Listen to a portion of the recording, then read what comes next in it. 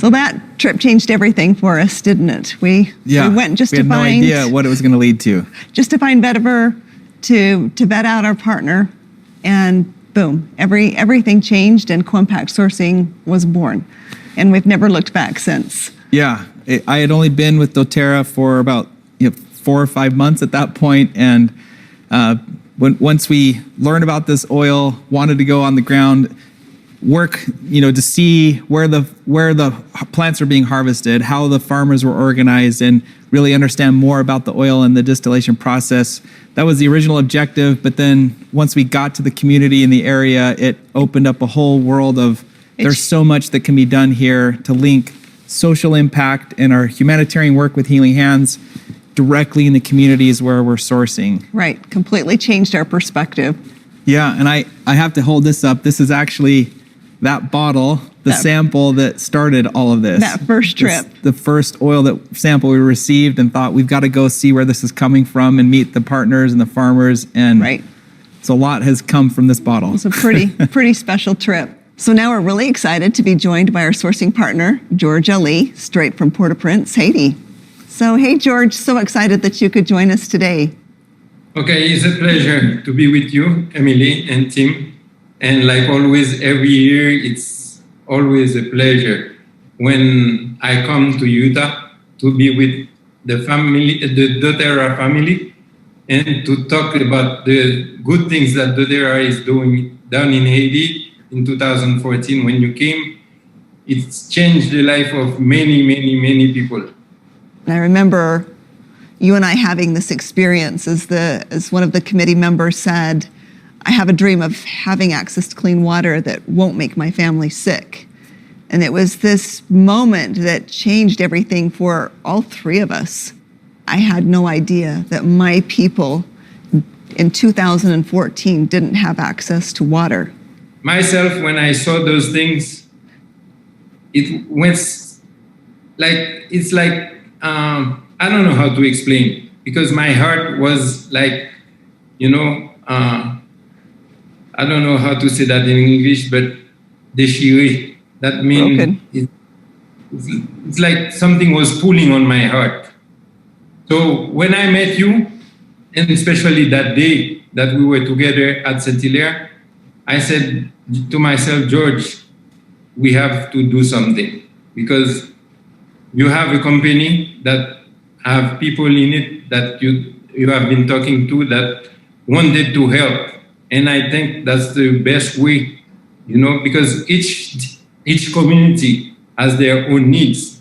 That's how I feel about Haiti. Even if I travel after 15 days or 20 days, the most I want to come back.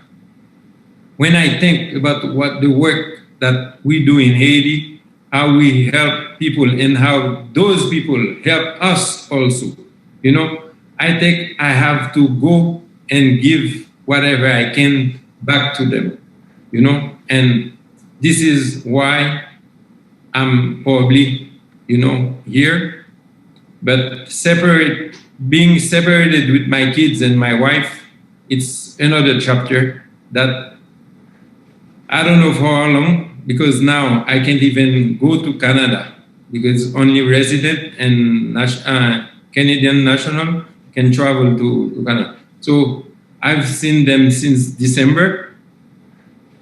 I don't know when.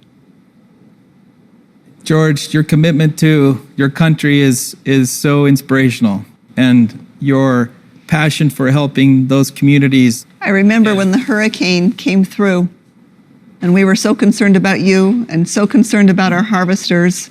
We wanted to make sure they were okay. And what impressed us so much about you, George, is that you knew each and every one of them by name. You had them listed. You knew who your harvesters were. You knew who their family members were. And you went and made sure every single home was okay. And we were able to work with you to provide the supplies to make sure their homes were rebuilt. But it touched us so deeply that you knew them all by name and you made sure they were all okay. And that is the heart of George Ali, the person that makes sure doTERRA has the best vetiver in the world. is you make sure every single person is taken care of. And that's why you stay in Haiti. And we love you so much for it. Thank you very much. I appreciate it, especially coming from both of you, And like I told you, I spend more time with them than with my family. So they are part of my family. So you can tell. Yes. And what I like is like they make my life change, so for a better life, and we make them change their life too. So it's like you give me this, I take this, I give you this, and you give me back this. So it's like a chain. I always like to mention that it's like a motorcycle chain or a bicycle chain, The chain doesn't work unless all the pieces are connected and working together. Yes. Exactly. Yeah. Exactly. So it's for me a way of life that is probably different than life in America, but definitely once you get attached to a country like Haiti, it's very difficult to forget about it, I will never forget the feeling that I had in Haiti. And I agree with what you say is you can't go to Haiti and not have it hold a piece of your heart. And Haiti definitely has our heart. Thank you so much for what you do, George. We are so very grateful. And thank you for giving us your time today to be part of this event. We love you, George. George. And will always be a pleasure to do things in life with you guys. George, I wanted to mention that this connection is obviously a unique year, but you and Marcel, your partner, are the only ones that have been to every single convention since 2014. So we didn't want to make it any different this year. So thank you for connecting and being with us anyway, despite the circumstances. And we can't wait to see you again soon, and even before next year as well. Thank you. And also, I want to thank my partner, Marcel, for giving me the strength also to do whatever I do here.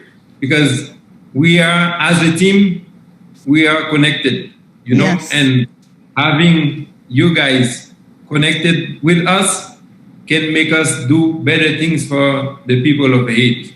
Absolutely. And we look forward to what more we can do in the future together. Exactly. Yes. Thank you, George. Thank you, George. Much love to Thank you. you. It was a pleasure and will always be a pleasure to be part of the convention. Thank you. Even if it's online. We love you so much. I love you too very much. Team. Love you. See you soon. Bye-bye. So in June 2014, we wanted to bring our top wellness advocates to Haiti. It was a pretty amazing experience as we turned the water on for the very first time. And it actually became what is now turned into many sourcing trips to multiple locations around the world. But this was really the our first one. Sourcing trip ever of being able to bring wellness advocates on the ground to a sourcing area and see it all firsthand. Right. So this was the first of what's now become commonplace throughout the world. Exactly. So we wanted to bring in some of our top wellness advocates who are with us on that trip so that you can hear their experience and to know kind of how it changed their perspective. So thank you, Wes Hobson, Tammy Stevens, for joining us today. We're so excited to have you. Thank you for having us. It's awesome to be here. Yeah. It's good to see your faces. We wish we were in person, but this is the second best thing. Yes. So, Wes, I would love to know how that first sourcing trip to Haiti changed your perspective towards doTERRA. Well, I mean, it was a huge impact, not only how the business was with doTERRA and doTERRA was itself, but actually with my life. I was a pro triathlete for 12 years, and I used to do the World Cup circuit, and I raced in over 25 countries, and a lot of those countries would be in developing countries and third world countries because the tourism board would have us go there and promote their country. But I'd always be there, I'd do the race, and then I'd leave. and go on to a different race. And what doTERRA made me do was for 3 or 4 days, stop and see what is happening in these countries that are so poor and impoverished. And it made me open my eyes that, oh my gosh, there is a need here. And seeing what doTERRA was doing to try to solve as much as possible the hardships that these people have was just truly incredible. And for me, is definitely a life-changing moment. It's hard to believe that it was 7 years ago that we did that, because it still is embedded in my mind as far as the impact that it's had on my life. I love hearing that perspective from you. Were there any harvesters that you connected with on that trip in particular? On the second day, we actually went to where we harvest. And we had been in these 4-wheel drive trucks for a couple hours driving to that point, and we're going up these bumpy roads and everything. And I was just getting really annoyed because it was going so slow because the roads were so rough. So then we get to where we harvest, and maybe I'll get into that a little bit later as far as the harvesting itself. But after the harvesting, we're going to the community area where they're going to do a welcoming ceremony for us. And I said to myself, I am not getting in that SUV again. I don't care. So without asking anyone, I just started running because there's only one road. There's only one road up this hill and over. And I'm like, I think I'll find the school. So I started running. Within a minute of starting this run, and here I am in running shoes, my running shorts. I did have a t-shirt on, Emily. I wasn't trying to impress anyone, but it was hot. It was hot and humid. But anyway, within a minute of this run, this Haitian comes out of his shed and goes, hey, hey, hey, and just starts running next to me. And here we are running together. We don't know the language. We're giving thumb signals of too fast, too slow. He's like, no, okay. This guy, keep in mind, Haiti is 80 degrees, 85 with that much humidity. This guy is wearing Keds, jeans, and a long sleeve black shirt. And he's running with me, and we're not running slowly. We're probably running like 8-minute pace. But it was such an impression for me, for someone just so willing to come out and just say, hey, I want to run with you, brother. And I want to run with you to the community center where we're going to have this welcoming thing. And he's one of the local harvesters. He's probably like 18 years old. But along the way, all the other Haitians would say, oh, gringo, gringos, we're running together and all this fun stuff. But we just had the greatest time. And then after the welcoming ceremony, he stayed around me. And after the welcoming ceremony, we decided to run back. So we're running back, the two of us, once the SUV started. And we ended up making probably the only wrong turn possible. And we went down this really steep hill, and then all of a sudden the SUV cars start honking and stuff, telling me to come back. And I look at him, he looks at me. I say, you ready to go up? He goes, no. So he was done. I'm like, what can I give this guy to remember this moment? And we didn't have much, so I gave him actually my doTERRA hat as a memory. But for me, it's one of those things where here you are, you can take this moment, and there's language barriers, there's economical differences, and yet doTERRA was able to take us and put us together. Tammy, you were also there on the trip, and like Emily mentioned at the beginning, this was a relatively small group compared to what Presidential Diamond trips are now, but this was the first where we were able to take a group of our top leaders to a sourcing location. Yeah. What was most meaningful for you on this particular trip? What stood out, and how has it helped form or change your perspective in terms of what doTERRA is all about? Well, many things, of course, but one of the things is actually you, Tim. Jim and I actually visited with you quite a bit, and the impact that had on us, not only what you were doing there, but in other places, and kind of that bigger picture of the whole idea of co-impact sourcing. It just impacted me so much how we all play a role and that we all work together, and one person isn't more important than the other, that we can't even do what we do if it wasn't for those people over there, and what doTERRA and you and your team of people have done. And it just, these villages all across the world, not even just in Haiti, but that they're empowering those people to be leaders in their communities so that they can have a better way of life. And you could tell they were excited about this. They were excited about you. They were excited about us and what was happening, and the vetiver, and of course the school and the water, and what a contrast that when you choose to take your influence and your energy and you focus on a group of people, how you can bring them hope. And so, yes, that for sure forever changed my life. Thank you. Yeah, I certainly remember our conversations on the trip, and there's no place like being out in the field to experience this, because we can try and relay this in videos or even in brochures or online, but there really is no other way to fully understand or see other than being there in person and experiencing it and seeing the people that are making this happen. And I love what you said of that this is really connecting a full chain, that wellness advocates and consumers and people that are using these precious essential oils, being able to look all the way back to where they're actually coming from, who's farming the raw materials, how are they being distilled, and the whole process. It takes all of us involved to make this happen. It can't happen without the production, and it can't happen without people that understand how precious and important these resources and these essential oils are and how they need to be used. And this is the magic of trying to bring that together. And there's so much need, especially in Haiti, but there's so much potential for good of impact that we can have because of that.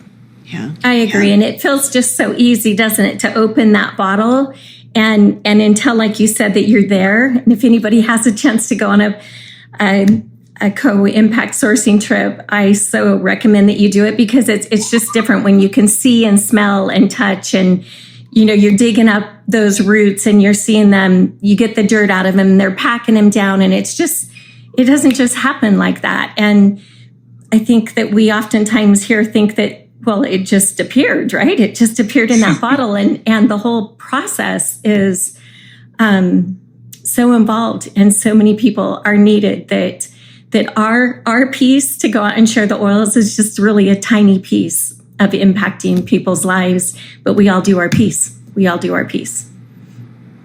So when you look at vetiver, which is a grass, it's got these massive root systems where the essential oil comes from, that the harvesters are digging up out of the ground. And we gave you the experience to harvest vetiver root for yourself. So Wes, you're a big strapping man, right? You're pro triathlete. How easy was it for you to harvest the vetiver root? My shoulders were sore after swinging a pickaxe 10 times, to be honest. I mean, it was not an easy job at all. You take this pickaxe and you got to hammer probably 15 to 20 times, really hammer, to get down to probably 1.5 feet deep below the root to pull that part of the root. And I believe some of those roots grow like 4 feet deep or something. And then you take a machete after shaking all the dirt off. You got to shake all the dirt off. And then you take a machete and you got to chop off maybe, I think you leave about 4 inches of root or 5 inches of root or something like that so you can replant it. But you got to chop off all that root. And then, of course, you take all that root and you got to go and you put it where I think it dries for 3 days or something. And then you put it in a truck to take it to the distillery. Man, there's a lot of work. And I remember having a picture taken from a bunch of vetiver that's on a truck. And I think, Tim, you said that truck full of bales of hay will only produce 1 gallon of vetiver. And I'm like, yeah, the yield is very low. All of that for 1 gallon of vetiver. So I'm thinking to myself now, whenever I have a bottle of vetiver, I realize the value of what it took. And not just this oil, but a lot of oil. So I was very impressed. It's not an easy thing with how they harvest it. So Tammy, after you were able to experience how difficult it is to harvest the vetiver root, right? And the harvesters do it day in and day out. How did it change things for you as you taught people about the benefits of essential oils? So it wasn't easy for me to dig one of those little roots out. And I think that what it did was, again, it just helped me to realize the value of each little drop. and that there was somebody there. I'm thinking of what the people's hands looked like that worked there. They worked in the dirt, right? And used those huge picks and did that. And then their hands were just old and leathery, and just the work that it involved to get enough roots to pack down, to then go to the next step and to squeeze out one little drop out of our bottle. It was, it definitely changed it. The value, and I think how precious it is, just how precious it is, and the respect of the oils. Both of you have been on many CoImpact sourcing trips now since that initial one to Haiti. How have these trips changed your life? And Wes, if you want to go first? You're making me tear up because I'm thinking about all those trips. I mean, one, I was able to take my 15-year-old daughter at the time to Nepal to see how wintergreen is harvested. And the impact that doTERRA does, not just for the community by paying them to do the harvesting, but what doTERRA is doing with painting and sanding desks, with building schools, with creating medical centers, with building a dam in Kenya where we separate the fresh water from the salt water so that the cattle can feed and so that they can feed the plants, the crops that are there. In Bulgaria, where we have a halfway house that we're helping for teenagers that have been basically abandoned from middle school. It makes me realize the value of what life is, the value of what we have, and the value of what we can give. All right, Tammy, how have you been changed through these trips? I would have to say, if there was one word that comes to mind, it would be trust. These people that decided to plant vetiver and to do that rather than crops that they could eat or that they knew for sure they could sell down in the city, that them taking that chance and deciding to trust has turned into far more blessing than they could ever imagine. And how true that is with every relationship, whether it be with our spouse or our children, our team members, our friends, people in our community, the people we're in partnership, right? Our businesses, that when we trust and take that chance, because sometimes people aren't necessarily maybe it doesn't turn out well. But when we do take that chance, that it creates that atmosphere where really good things can happen far beyond our imaginations. And that's how I look at these villages, that they didn't just get paid for their vetiver. They got schools and water. And to me, what a word picture that is. What a picture of just the beauty of people from even different nations trusting each other and believing that as we work together and do our piece, that really good things can happen, even far beyond what we expected. I wanted to add one thing, and that is we as wellness advocates have no excuse. We have no excuse for not enrolling people. We have no excuse not to be motivated, because we see those people on the other end that are working so hard.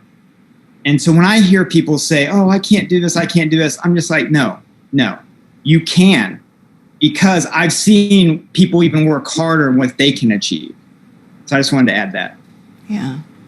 Oh, thank you both for coming together and sharing your experiences with us, because we couldn't do what we do for people in Haiti and all of the other countries where we source these beautiful oils from if you weren't out sharing these gifts of the earth with the world. Thank you so much, Wes and Tammy, for joining us. We're so grateful for the look back and to share those experiences that changed us all. And I just want to thank all of you for being a part of this life-changing work. Without everything that you do, we couldn't do what we do on the other side of the bottle. And we are just so proud of all of our sourcing partners around the world. So thank you all.